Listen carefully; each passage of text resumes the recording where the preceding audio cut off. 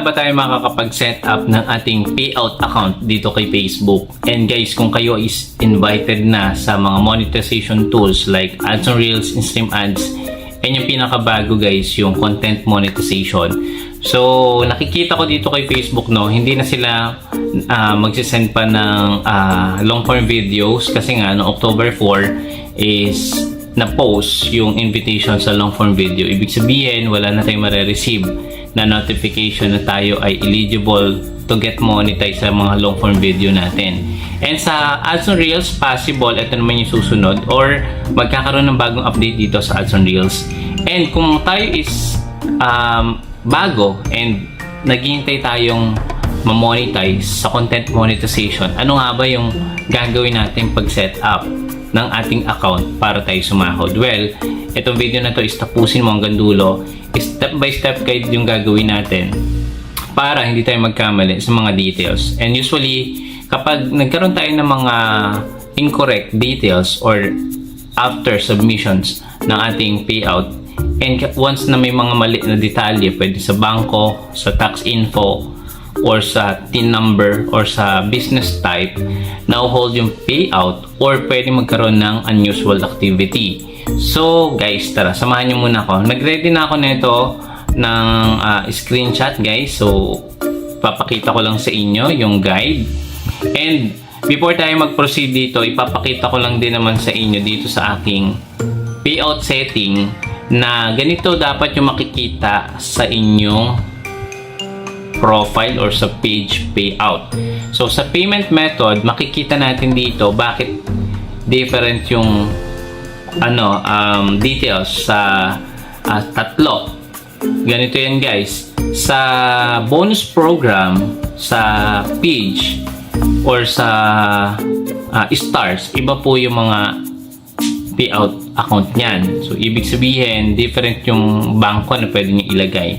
Like for example, sa profile, pwede kayo guys magkaroon ng dalawang payout. Isa sa bonus at isa sa Ads on Reels and InStream Ads. So, ganun siya nangyayari. Kaya makikita nyo guys dito, once na before, kung kayo is na-monetize sa Ads on Reels, bagong payout account. Tapos kung na-monetize naman kayo sa bonus program, bagong payout account. So sana huwag kayo malito dito sa mga yan. Kasi once na tayo is invited, automatic yan, kailangan natin mag-submit ng application dito sa payout setting. Okay? So ito guys yung guide. Number 1, nagkakaroon din tayo ng monetization status or impacted na tinatawag kapag hindi natin kagad na fulfill or natapos yung ating pag-set up ng payout to get paid. So, ito yung mag-a-appear na notification or warning sa inyong account na kailangan nyong i-set up agad kasi kapag tumagal at hindi nyo kagad to sinet up, ma-pop-repeat or ma-wave yung sahod nyo. So, next nito, i-click nyo lang yung set up payout account. Then, mapuproceed kayo dito sa mga details na kailangan nyong i-submit. Legal first name, legal last name, date of birth, country. So, syempre, Philippines. Kung kayo is nasa ibang bansa, i-indicate nyo pa rin kung saan location kayo ngayon. So, sample, nasa USA or nasa Japan. So, indicate nyo kung nasan kayo nakatira. Okay? So, next. So, dito sa business type, ito yung nakita ko na ang dami nagkaroon ng mali na input or pag-fill dito sa business type. Ang iba is na pipili nila is non-profit. Yung iba naman, partnership. And ano nga ba yung kailangan lang natin ilagay dito? Yung pinakauna po, itong individual and sole proprietorship. So, ito lang yung pipiliin nyo. Huwag po partnership kasi meron pa yung mga additional tax documents na kailangan nyo i-provide bago tayo makasahod or bago i-release ni payout ni Meta yung payout natin. Palaging tatandaan, individual or sole proprietorship. So, next. So, dito naman, syempre, enter business info. Yun din, Philippines, individual, and sole proprietorship. And then next, sa setup payout account, syempre napaka-importante, kailangan nyo lagyan to ng address, lagyan nyo ng contact number, yung valid na contact number. Email, so email dapat active, nakaka-receive ng ng inbox or ng email. Tax identification, ito po is makukuha sa BIR, yung tax ID na number na makikita sa card nyo. So, click nyo lang guys yung next kung na-fill nyo na yung portion na yan. And then, dito na po tayo maglalagay ng bangko. Ano nga ba yung mga bangko na pwede at nasubukan na natin? Mostly guys, sa tagal na din natin nag-reels no 2022. AUB, yung ginagamit ko until now, AUB or Asia United Bank. Meron din ako nakita, goods pa din yung BDO, Unibank. Wag po yung BDO Network. Alam ko may problem doon na encounter yung ilan sa mga creator. And PNB pwede din. Wag po kayong magli-link ng mga remittance card. Wag po yung mga e-wallet or yung mga account number sa e-wallet. So alam nyo naman po yun, yung mga electronic na bangko. So ano pa ba? Bawal din po yung sa mga benefits. Yan, bawal din po yung mga yon. And syempre, ang kailangan nyo ilagay dito yung SWIFT code and yung tawag dito, yung account number. So be very careful sa pag-input ng account number. Kapag po kahit isa number ay magkamali sa paglagay natin account number, failed na kagad yan. Instead na this month kayo sa sahod, next following cycle na siya masasama. Okay? So kapag meron na kayong bangko, pwede yung Metrobank, i-link payout method mo na siya. So maglo-loading lang yan guys ng konti, and then mapoproceed na kayo dito sa add tax info. So dito naman guys, so kailangan nyo guys itong masusing fill out. So kapag clinic nyo po itong add tax info, mapoproceed kayo dito sa login page. So huwag kayong matakot na mag-login ng Facebook nyo dito kasi secure naman yan, coming yan kay Facebook. So kung na-detect ni Facebook na hindi ma-login dito, kailangan nyo i-approve from other devices kung saan kayo naka-login. And kung wala naman yung phone nyo, I don't have my phone. Pero usually ang pinipili dito, approve from other device. Click continue, then i-approve mo lang dito or sa iba mong phone na nag-notify na merong nag-login ng Facebook mo sa ganong oras. Okay, next.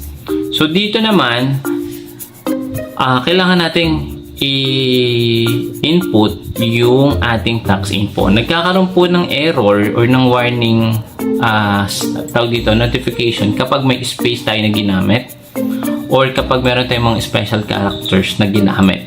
So wag na kayo maglalagay ng space dito and magiging okay na din yan. Kapag okay na siya guys, mawawala ng warning. So click next, and syempre don't forget i-check nyo tong box na to. And syempre, kailangan pa rin guys ng login password dito para ma-proceed kayo sa next page. So, saan to makikita? Again, sa Facebook notification, doon sa device kung saan kayo nakalagin. And then, approve nyo ulit, then mapoproceed na kayo dito sa tax info. So, click nyo lang continue. Then, next nyan, dito na po tayo. Ito din yung isa, usual na nagkakaroon ng problem. Instead na individual, ang nilalagay nila is business. Huwag po business guys, mahirapan tayo makuha yung sahod natin kapag business. Individual or sole proprietorship. So, tama ba yung pronunciation ko? Ayan. Next naman, are you a citizen? Are you US citizen or US permanent resident? The answer, depende po kung ano yung status nyo. Kung kayo is taga Pilipino din, nasa US na kayo nakatira, syempre, kayo na po mag-fill out dito. Pero kung nasa Pilipinas ka naman, syempre, fill out lang dito is no lang. And then, Yung third question, may nalilito dito. Are you acting as an intermediary agent or other person receiving payment on behalf of another person or flow through entity? So, yung sagot ko dito is no. But again, nakadepende ito kung sino yung nagpipil ng mga tax info na to. Like for example, yung creators, wala siyang bangko at meron siyang nilagay dito na isang tao na siya ang kakareceive ng sahod niya. Kumbaga, inalaw niya. So, si Facebook is alam niya na third party yung makaka-receive ng inyong sahod. Okay? Next. Then, palagi nyong ilalagay yung full name. Kapag sinabi natin full name, kasama yung first name, middle name, and last name. Palagi nyong tatandaan dito sa Enter Your Taxpayer Identification Number tab, kung ano yung nilagay nyo dito, tandaan nyo po ito kasi dito natin, ito din yung magiging electronic signature nyo. Yung full name nyo, yan din po yung electronic signature nyo mamaya. Okay, so citizenship, again, Philippines or Filipino. And then kapag okay na, click next. Ayan. And don't forget, i-check nyo tong I have a non-US TIN. So hindi po tayo tinatax sa US. Dito po tayo sa Philippines. Siyempre, i-fill out nyo again yung address page. I-double check nyo kung tama. Then next. Then next ulit kapag yung same as permanent address yung sa inyong mailing address. Bakit may mailing address pa? Si Facebook po kasi is nagpapadala siya ng mga documents kung hindi natin pinili yung paperless options. So next mo lang yan. And then, nandito naman tayo sa provide additional details relating to your services. Sabi dito, saan ba natin pina-perform yung mga paggawa natin ng content or saan tayo nagko-content. Number 1, 0% is perform in US. So, hindi ba tayo nagpa-perform sa US? So, hindi ito pipiliin natin dahil nasa Pilipinas tayo. Number 2, 100% of service will be physically performed inside the United States. No. Ayan, wait lang. Naguluhan din ako. 0 of services will be physically performed in US. Guys, tama. Ito yung pipiliin nyo, yung 0%. Okay? Again, guys, yung piliin nyo dito, yung 0%. Wag yung 100%. Kung nasa USA ka or resident ka na doon, syempre, ang pipiliin mo na yung 100%. So, medyo nahalito din ako, di ba? Nakakalito talaga itong part na to. And then, yung third one, may option dito, services will be physically performed inside and outside USA.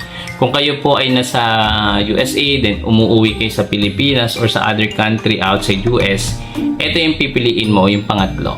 So, sana malinaw, kung nasa Pilipinas ka at Pilipino ka, 0% of services is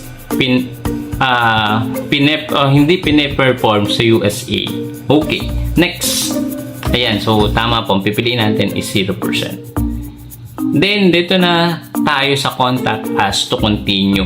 So, medyo mahaba to, basahin nyo na lang in your behalf na ito is importanteng malaman nyo din ito, related dyan sa tax info, W8BN form. And dito yung sinasabi ko sa inyo sa pinaka last part. Kung ano yung full name nyo, ito din po yung electronic signature nyo. Hindi na po kayo pipirma via PDF. So, ito na po yung kukunin ni Facebook as your electronic signature. And then, ilalagay nyo din automatic naman kung anong date kayo nag-file nito. Yun din yung date na lalabas dito. Next nyan, ay ito na. So, ito yung reference ID number ng inyong W8BN form na sumasang-ayon po tayo dito sa procedure ni Facebook na tayo po ay makaka-receive ng tax or pwedeng ma-waive yung tax natin. So, yung W8BN form, ito po is pinil out natin para hindi tayo tax ng 30%. Usually guys, sa mga naka-receive ng deduction sa kanilang payout, hindi po kayo nakapag-file ng ganitong W8BN kasi 30% po yung kinakalta sa inyo ni Facebook. Okay, so yung pinakahuli, Dito nyo ulit ilalagay yung signature of beneficial owner. So, again, full name na naman. Pag sinabing full name, first name, middle name, last name, and then yung suffix kung saan nakalagay, sa unahan or sa dulo. So, kapag okay na, ganito na yung makikita nyo, magiging kulay green. Your tax information is complete. Nandito na din yung legal name nyo, yung tax identification number ng US, address, and then, ito nga po yung W8 BEN form natin. Kapag okay na yan guys, click submit at maglo-loading lang po yan. Kapag po ganito, successful na po yan. Pwede nyo na pong i-check dito sa inyong payout setting kung meron na pong nadagdag na payout method. Yun lang guys, medyo humaba and sana marami kayong natutunan at nakatulong tong video na to. And guys, kung nagustuhan nyo, don't forget to like this video, click the bell icon, and don't forget to subscribe.